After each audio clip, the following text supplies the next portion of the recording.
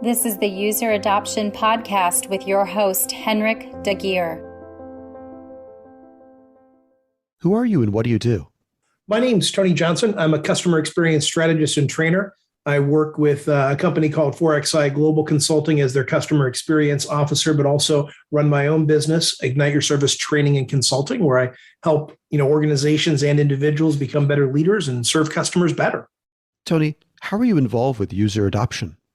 Well, I think there's a couple of different lenses through which you can look at user adoption, but I believe the most important thing comes from having a legitimate need for a thing, right? Whether it's a product or service, if it doesn't solve a problem, good luck getting anybody to really give a darn about it. And I can remember spending a lot of time in restaurants and retail at the beginning of my career, and it always came back to helping guests, helping customers and consumers see themselves inside of the experience. Look at a thing, whether it's a cheeseburger, a latte, a widget, or a razor, and say, you know what, that's a significant improvement to what I'm currently using. It solves a problem that I either knew I had or, better yet, didn't know I had yet. And it's easy, right? It is just easy to make the switch, easy to make the change. I think that's why you see so many cell phone companies out there right now looking at ways to make the changeover from one cell phone company to another exceptionally easy, because the less friction there is, the more chance there is that a new user, a guest, a customer is going to want to bring you on board and take you on.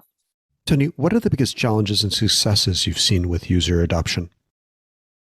I think that's a great question, because I'll start with the challenges. And that's where I think there's an unclear value proposition. So if you look at, for example, now I think there are a lot of colleges and universities that are kind of fighting for their lives in terms of thinking about adopting the need for the higher education market. I think they're struggling with showing the value and the ROI for such a thing. Although, I had an exceptional experience at Ball State University, but that was more years ago than I care to count. And so I think when you look at the higher ed structure right now, they're a great example of a place that has a compelling product, a service that people need, and there is a return on the investment. But is it enough? Is it enough of a return that people are going to care and want to invest in it? And is the organization doing a good enough job with sharing and through storytelling and through statistics and data, making the case that there's value there? And I think when I look at a great use case that I've seen in terms of successes, I think about Harry's razors. I forever was the guy that went to, Walmart or Costco or Target and bought Gillette razors and was completely happy with my experience. But, I on a whim tried the Harry's product, and they've done a great job of having a good price point, but they've also made it so easy. There's an app. You can put stuff on autopilot or not. And the thing that I think is compelling that makes me think that they've done a good job is I've moved from their razors and their razor blades, which is what made me start, into their shaving cream, their body washes, their all kinds of personal care and grooming. It's a one-stop shop now. They have added products and made it easy to order. And so again, there's that lack of friction there. So what I see are companies that show the best value and make it the easiest are the ones that have users flocking to them, staying with them, and finding ways to grow vertical and other types of organic sales growth with them. And not for nothing, being aggressive and amazing advocates for those brands. Tony, what advice would you like to share with people working on improving user adoption?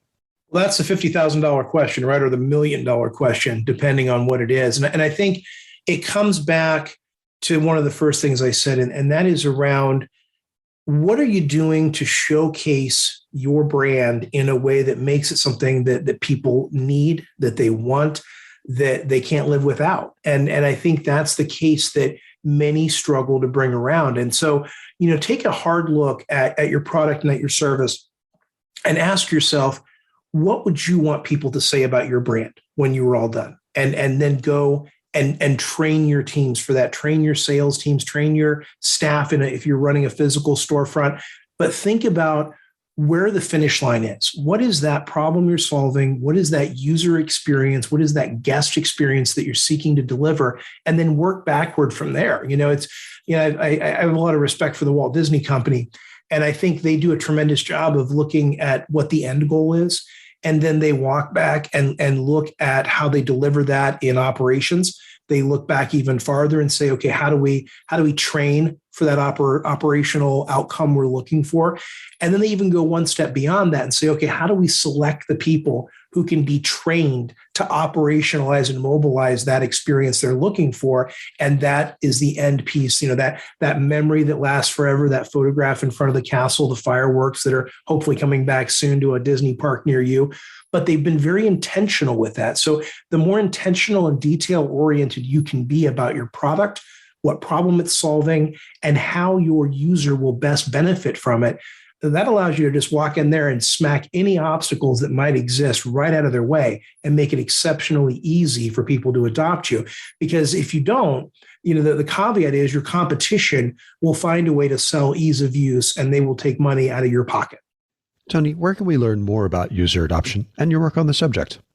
Sure. You can head on over and check out my website, igniteyourservice.com or 4xiconsulting.com. Either place is a fantastic way to look at some of the resources I have around training and selection, around how to think about your customers and put them right in the center of everything you do. And think about it both, as a consultant, if that's what you do, or a retail or restaurant, higher education or healthcare. There is a person, an avatar, a customer or guest in the center of your experience you're trying to provide. And there are resources and tools there that can absolutely help you do that. Well, thanks, Tony. It was an absolute pleasure to be here. I really appreciate you having me on the podcast today. And what a relevant topic, as everyone's scrambling for market share and looking for ways to get folks to adopt what they have to sell and what they have to provide. I can't think of a better topic for folks to be listening to right now than the best way to get to market and get people to want their thing. For more on this, visit useradoptionpodcast.com. Don't forget to please subscribe, rate, and review.